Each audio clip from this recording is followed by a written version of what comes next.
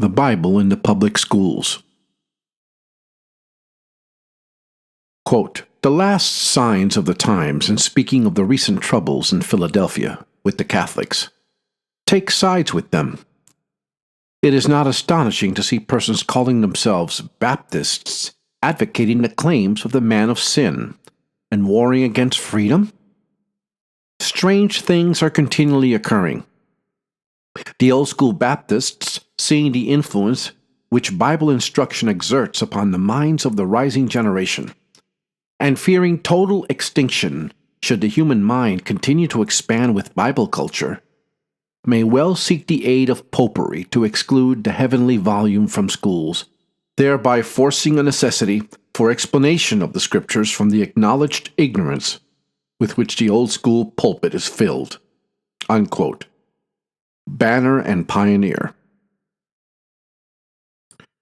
There is little of candor and truth to be looked for from such papers as the Banner and Pioneer, nor do we consider their falsehood and slander against us of sufficient importance to merit a serious reply. But as the old-school Baptists in general are attacked, and the attack made upon the responsibility not of the Banner only, but in behalf of the combined powers of the American Protestant and the Native American organizations, we are called on to examine the several charges made and implied. They are as follows. 1. Of speaking of the recent troubles in Philadelphia. 2. Taking sides with Catholics. 3. Calling ourselves Baptists. 4th. Advocating the claims of the man. 5. Warring against freedom. 6. Producing the occurrence of strange things. 7. Of fearing extinction from the expansion of the human mind through Bible culture. 8. Of seeking the aid of popery to exclude the heavenly volume from schools. 9. Of forcing a necessity of explanation of the Scriptures from acknowledged ignorance. 10. Of acknowledging that the old-school pulpits are filled with ignorance. These are grave charges, and they shall have a fair and candid examination in the order in which they were stated. First, of speaking of recent troubles in Philadelphia. It is true, we have spoken of the incendiary movements of Arminian and evangelical New Schoolers, the popular clergy in concert with the Native American Party in Philadelphia, as, quote, "striking at the root of civil and religious liberty, and threatening our nation with all the horrors of speedy persecution, misery, and blood," unquote. That our apprehensions were well-founded, subsequent events in Philadelphia have given fearful demonstration. The article in which we spoke of the troubles in Philadelphia will be found in the 8th number of this volume, page 63, dated April 15th, about 4 weeks before the occurrence of the riots, in which the Pion's clerical wire-pullers enjoyed a feast of blood and desolation, for the procuring of which they had taken the most unwearied pains. To determine understandingly of the amount of our offense in speaking of the inevitable consequences involved in the proceedings of the clergy and their companions, a few preliminary facts should be stated. It may not be generally known that a society has been organized in Philadelphia for some time, professing to be a Protestant association, composed of leading clergymen and laity of several popular work-mongrel sects in that city. The professed object of this organization is the suppression of Roman Catholicism. At the time this organization came into existence, the Catholics were peaceably enjoying the rights which the Constitution of our states, severally and jointly, have solemnly guaranteed them and all other sects. The very organization of such an association under such circumstances, at such a time, and for such avowed purposes, shows the origin of that sectarian intolerance which occasioned the troubles of which we spoke, wrote, and published, for which we are now accused, and the counterpart of which presents a burning city and streets flowing with human gore. That the Protestant party were aggressors in the disgraceful scenes is very apparent from the fact that we warned them solemnly of the consequences of their proceedings, from 4 to 8 weeks before the volcano broke forth with such fearful violence in the city of brotherly love. And that the rebuke contained in the above article was hurled at us for attempting to warn our readers of the subterraneous fires which were ready to develop such frightful consequences. But scarcely had we incurred the resentment of that party and drawn forth their bitter invectives, when our prediction was realized. Philadelphia was in flames, and the blood of her slaughtered citizens was streaming down the streets.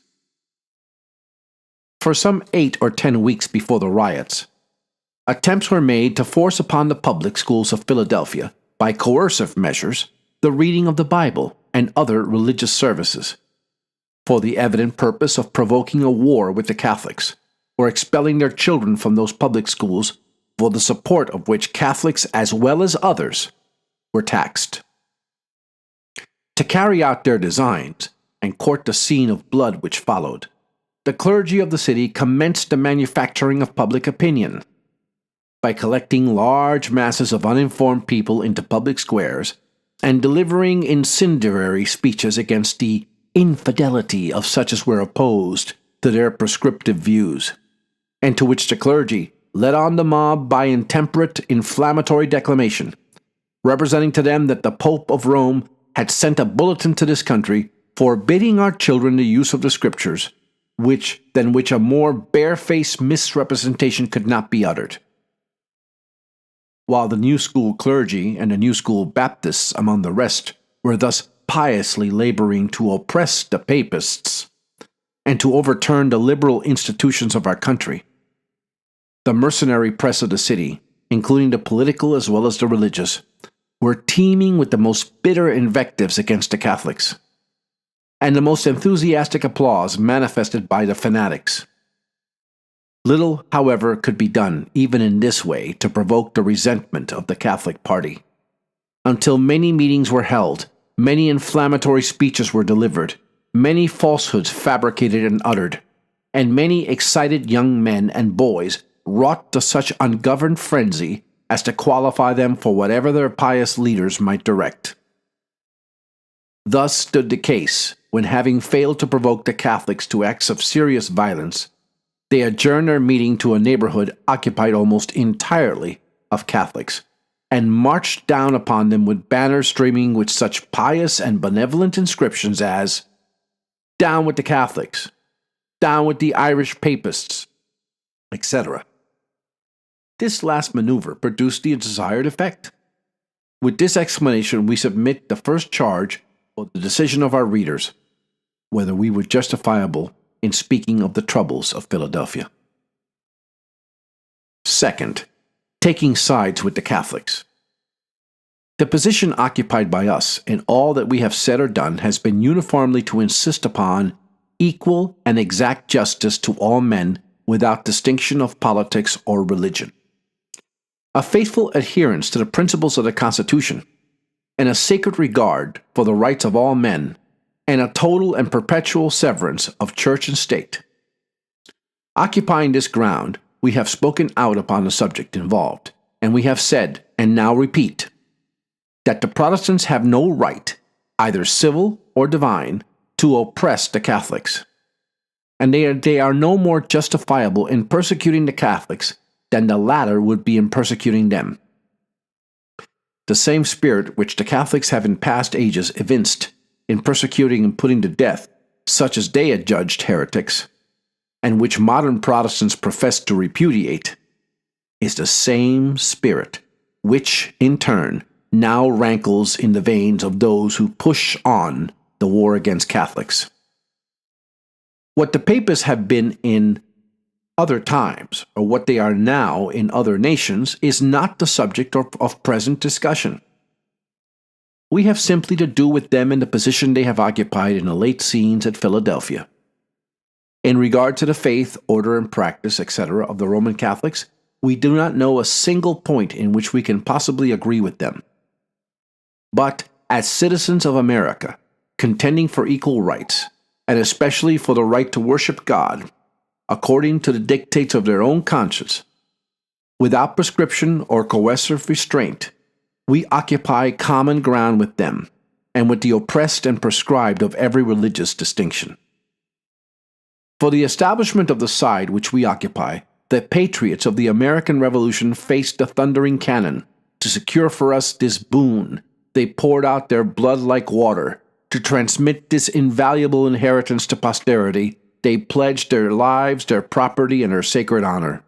And as evidence of their sincerity, their bones are scattered among the broad surface of our land, and now lay bleaching before our eyes upon 10,000 fields. As citizens, the old school Baptists are on the side of the Constitution of our government, and fearless advocates of equal rights. As Christians, we disclaim all connection with that kind of religion which depends on legislative enactments, human power, and the public purse, lawless mobs, or hireling priests for its propagation or support. We profess, as old school Baptists, allegiance to that King whose kingdom is not of this world, whose word is our law in all religious matters, and whose name is our defense. Third, we are called Baptists, a name which was once better understood than at present, once applied exclusively to the followers of the Lamb of God, but now prostituted in many instances as a cognomen to conceal the murderous spirit of those who have gone in the way of Cain, ran greedily after the error of Balaam, and perished in the gainsaying of Kor. Jude 11. The first man that ever bore the Baptist name was beheaded by the decree of Herod, and from the day he suffered to the present, the history of the people to whom that name legitimately belongs may be traced in characters of blood. The very doctrine for which we are now stigmatized by the new school is identical, the same which was held by John, by all the primitive church, and by a regular succession of Baptists from the days of John to the present. For the defense of Baptist doctrine, John was beheaded, condemned Herod for taking his brother's wife and marrying her, a thing condemned by all true Baptists in all ages.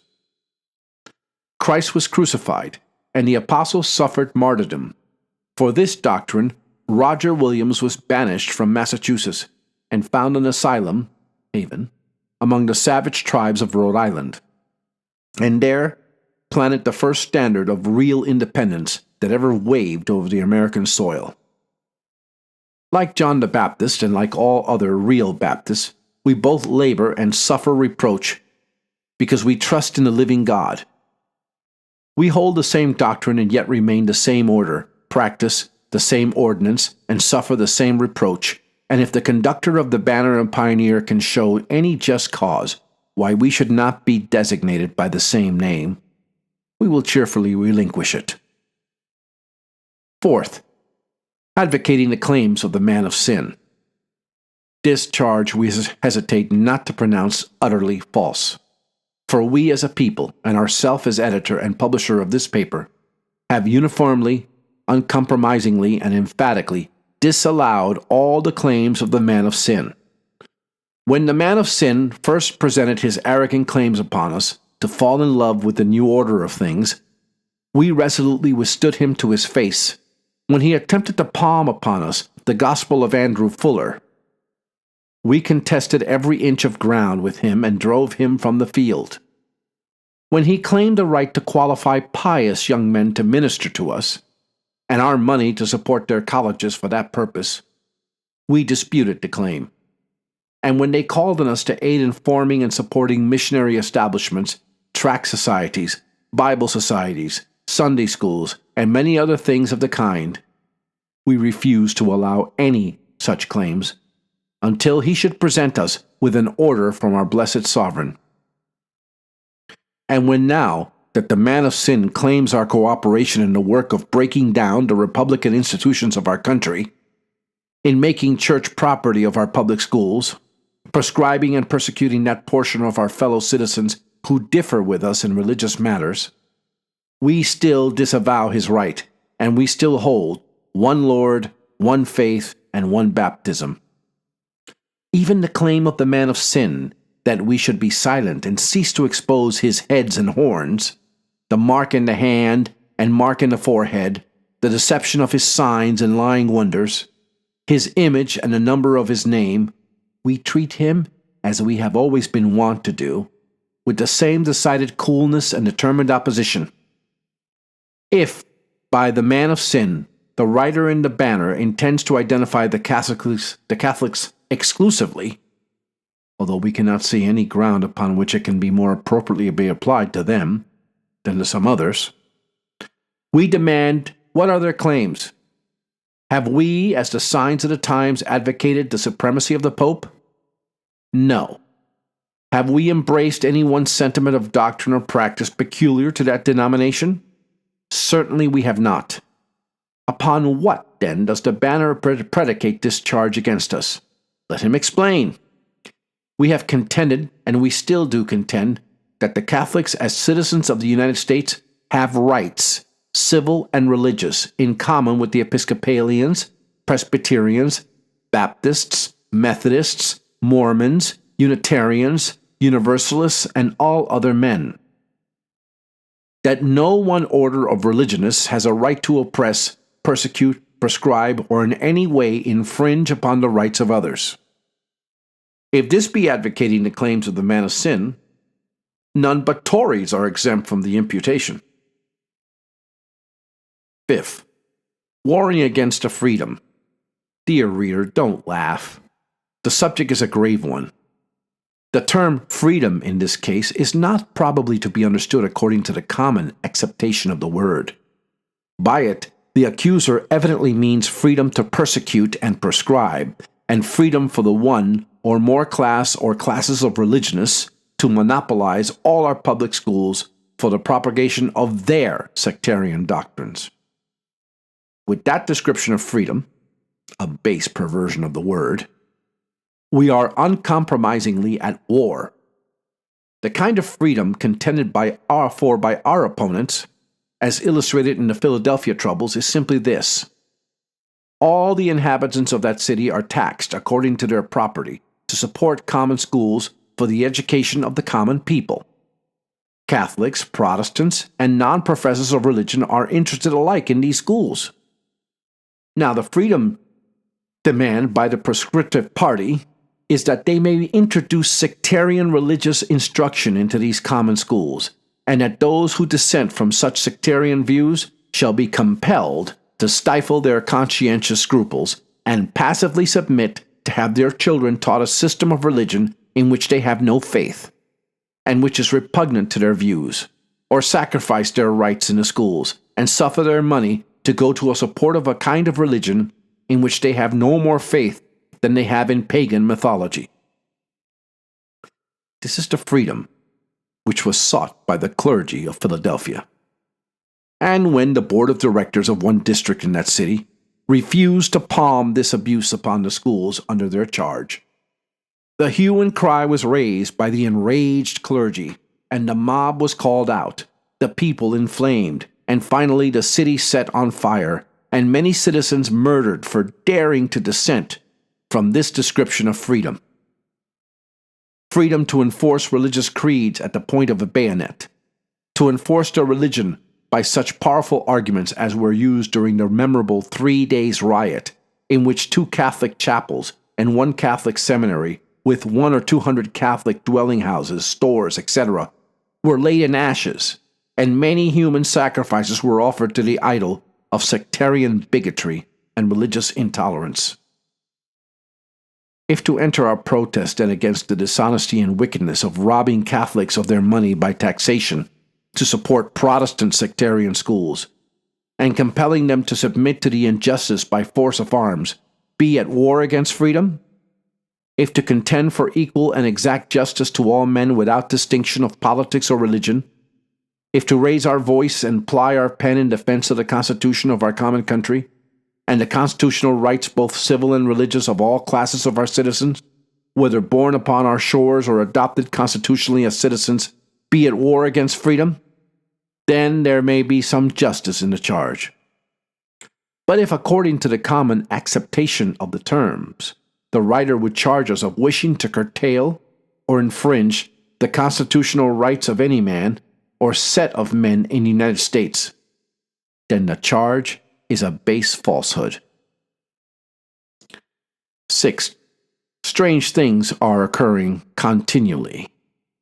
It is rather strange that the children of Antichrist, the Arminian daughters of the old mother of harlots, should engender such violent feelings of hostility against our mother, when there is not a thing which they charge her with, but what they are themselves also guilty of.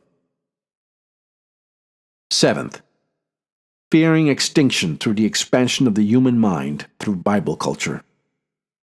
The editor of the Banner betrays a stupid ignorance of the old-school Baptists, or unblushing effrontery in asserting that they fear utter extinction from any cause, much less from the effect which Bible culture is likely to have in the expanding of the human mind. From no cause do the old-school Baptists fear extinction. The thing they know is utterly impossible. If all the wrath and lightning of the wicked men and devils could annihilate them, they would have been extinct long ago. The God of Yeshurun is the rock of their defense. He rideth upon the heavens in their help, and his excellency on the sky. The eternal God is their refuge, and underneath them are his everlasting arms. Of them it is written, Happy art thou, O Israel, who is like unto thee, O people saved by the Lord, the shield of thy help, and who is the sword of thy excellency, and thine enemies shall be found liars unto thee, and thou shalt tread upon their high places. Had this New School editor said that himself and brethren had hoped through their wicked perversion of the use of the Bible to procure the utter extinction of the Old School Baptists, he would have spoken truly, for they have given the most abundant demonstration of that fact. But their hopes shall perish, for the mouth of the Lord has so pronounced upon them. But while we have nothing to fear in regard to extinction, we have just cause to look for oppression, persecution, and violence from the entire anti-Christian interests under the whole heaven. For therefore we both labor and suffer reproach, because we trust in the living God.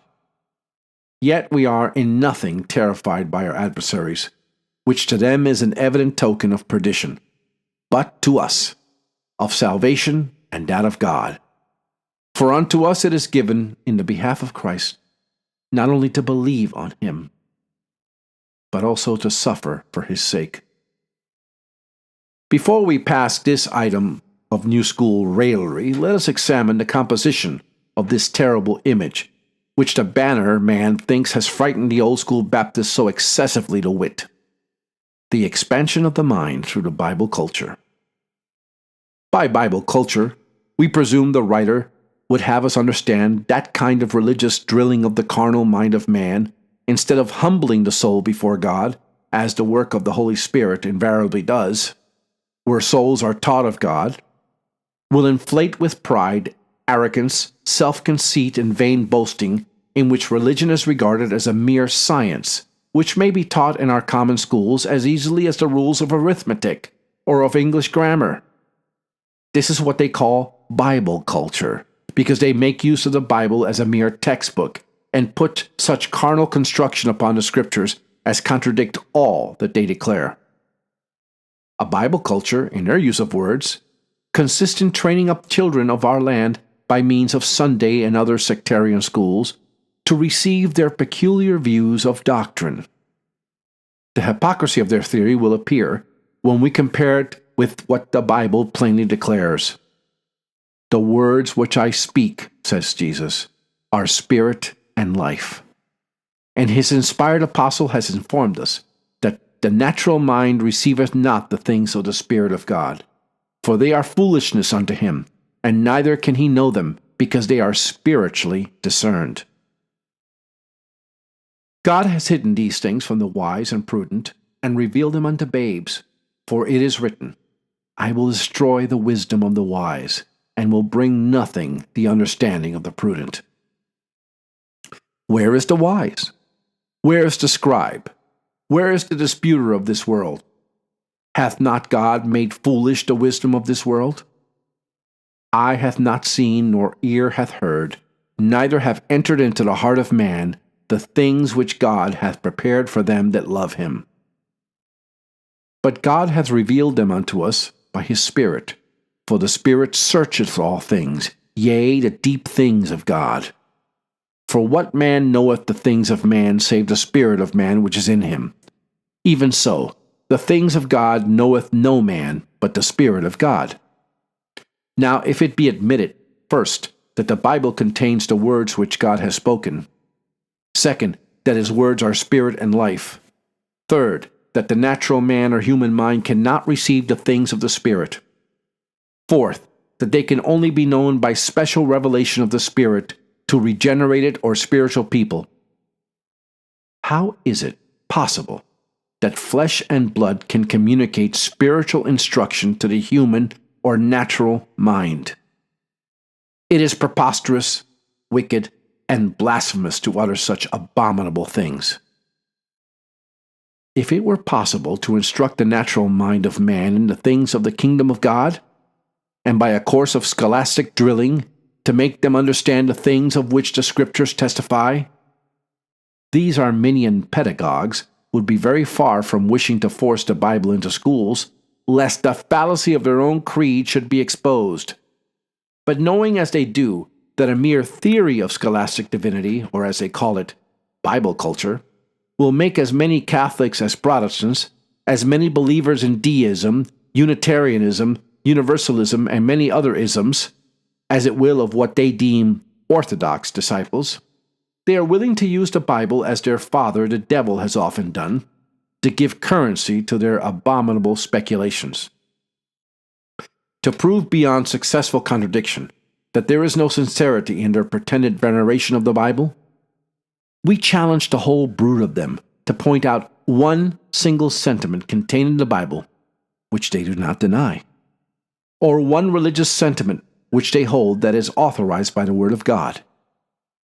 A frightful example of this kind of Bible culture was witnessed in the expanding inflations of the human mind in the late riots in Philadelphia, when the Protestant actors appeared in the streets with weapons of death in their hands and loud professions of sacred regard for the Bible in their mouths, dashing furiously through the streets and spreading carnage, distress, and conflagration throughout the city, driving defenseless mothers and helpless children from their quiet homes to wander off in the neighboring woods to evade the cruel vengeance of these professedly Bible-cultured ruffians.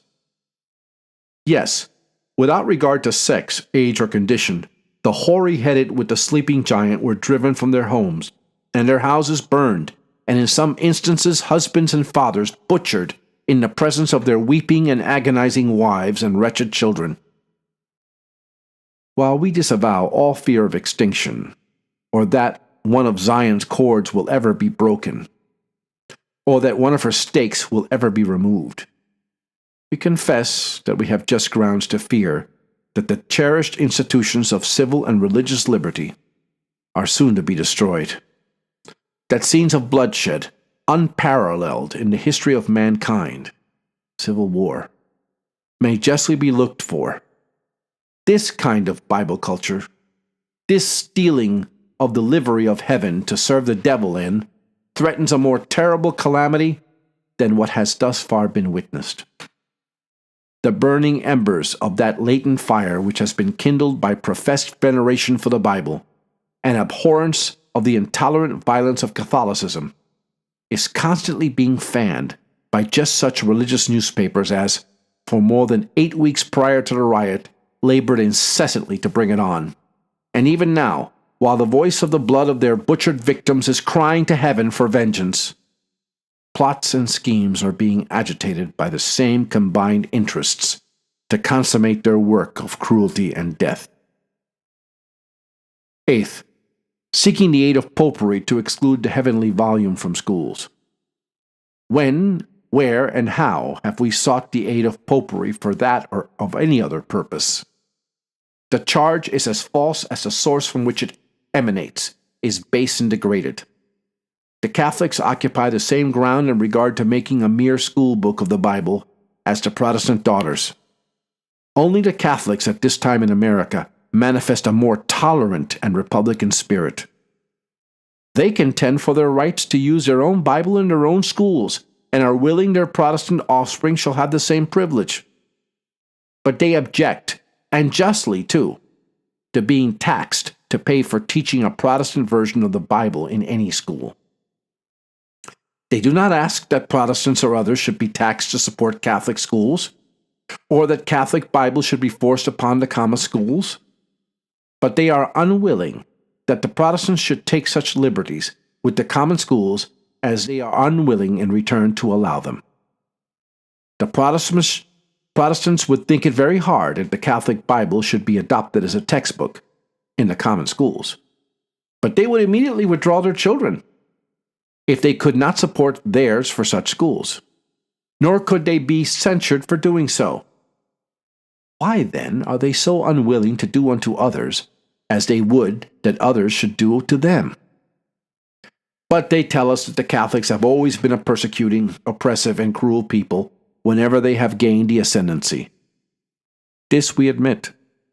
And so have the Protestants, invariably, wherever they have had the opportunity, and we could just as safely trust the one as the other with power to persecute. The very worst features of Catholicism that could be culled from the whole history of that people would suffer very little by fair comparison with the late scenes at Philadelphia. Ninth, forcing a necessity for explanation of the Scriptures from acknowledged ignorance. The thought never entered our mind that the teaching of what the Arminians call religion or Bible culture in the schools would or could supersede the necessity of preaching the gospel by those whom God Himself has called to the work of the ministry. But it really appears from the remark in the banner that this is one important object with them, to incorporate religion with the classics, and then forbid all but classical scholars preaching. Thus the prescription of the ministers of the gospel, whom God has called to the work, and who are generally found among the unlearned. But the poor scriber is much mistaken if he supposes that we require to force a necessity for explaining the Scriptures. A necessity is laid upon all such as God has sent, and woe to them if they preach not the gospel, and the more they see of the machinations of men upon the subject, the more do they feel constrained to cry aloud and spare not. But who has acknowledged that those whom God has raised to preach His gospel, because not versed in the classics, are ignorant? Truly, they may be ignorant of many of the sciences, and also are these so-called preachers. They may be but poor scholars in the erudition of the world, but this they are not called to teach. Their calling is of God, and they are required to speak as the Spirit shall give them utterance, not in the excellency of speech, which man's wisdom teaches, but with the ability that God giveth.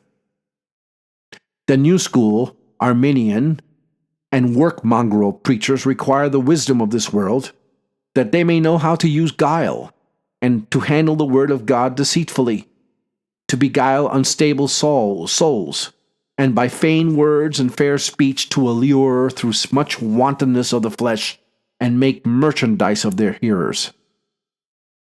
But the old school Baptists, who have laid aside all guile and renounced the hidden things of dishonesty, and desire not to walk in craftiness, have no occasion to learn the tricks of scholastic divinity. And they can well afford to be ignorant of that sort of science in which the new school make their boast. But if our accuser means to insinuate that the preachers among the old school are ignorant of the gospel, of the work of the Spirit, he understands not what he says, nor whereof he affirms. If the men of the Banner and Pioneer would cast aspersions upon the ministers of the old school, let them know that we do not have to manufacture our ministers. We receive none among us except such as we believe the King of Zion has raised up, called, qualified, and sent among us. And if they do not suit the new school, they are completely adapted to the sphere in which God has called them to move, and all the calumny and abuse heaped upon them is only carrying on the war between the accusers and the God of Zion. Gilbert Beebe, July 15th, 1844.